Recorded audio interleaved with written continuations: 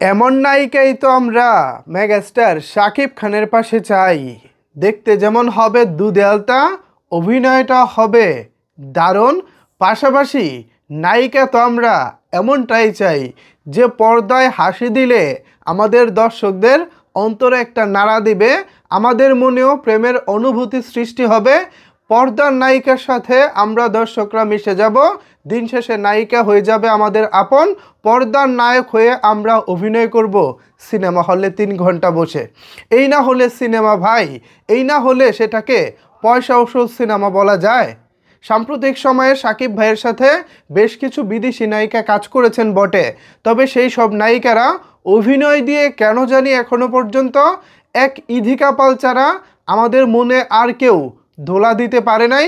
কারোর জন্যই সিনেমা হলে বসে প্রেমিকা প্রেমিকা ভাবটা আসে নাই। তবে সেই জায়গাটা হয়তো বা এবার ভাঙতে চলেছে এই নতুন নায়িকার মাধ্যমে।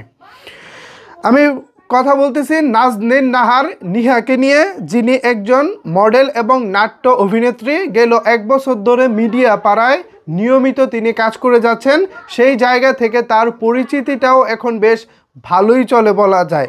তো উনি গতকালকে মেবি একটি গণমাধ্যমে সাক্ষাৎকার দিয়েছেন।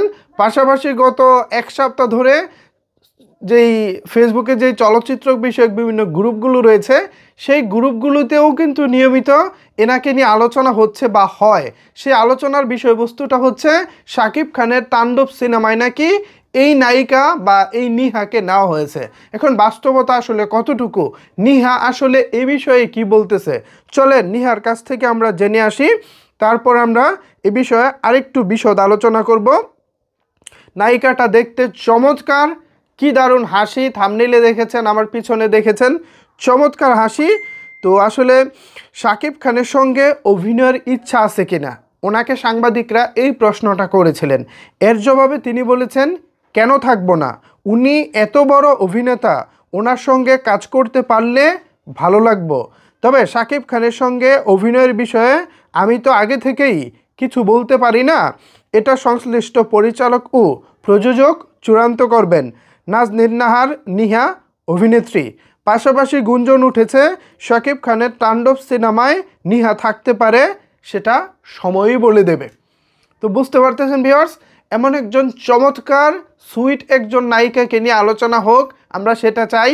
দিন শেষে তাণ্ডবে তিনি থাকুক, সেটাও আমি চাই। আশা করি নিহাকে অনেকেরই ভালো লাগে। জাস্ট গত 6 মাস বা 1 বছর ধরে যারা বাংলা নাটক দেখেন তারা নিশ্চয়ই জানেন, এমন সুইট এবং মিষ্টি মেয়ে গত 6 মাস বা 1 বছরে মিডিয়া পাড়ায় এসেছে কিনা জানি না। আর শাকিব খানের পাশে দাঁড়ানোর মতো এই একজন নায়িকা এই মুহূর্তে নতুন হিসাবে তাকে আমার কাছে পারফেক্ট মনে হয়েছে। যাই হোক, দিন শেষে আমার কথাই তো সব না, পরিচালক প্রযোজকরা সিদ্ধান্ত নেবেন। পাশাপাশি দর্শক আপনারা যারা আমার এই ভিডিওটি দেখতেছেন, আপনাদেরও তো চাওয়া পাওয়ার একটা ব্যাপার আছে। সো নিচের কমেন্টস বক্সটা কিন্তু আপনাদের জন্য ওপেন রইল। কমেন্টস করে জানান এই নিহাকে কি শাকিব খানের বিপরীতে নেওয়া যায় কিনা। ধন্যবাদ সবাইকে এতক্ষণ আমার সাথে থাকার জন্য।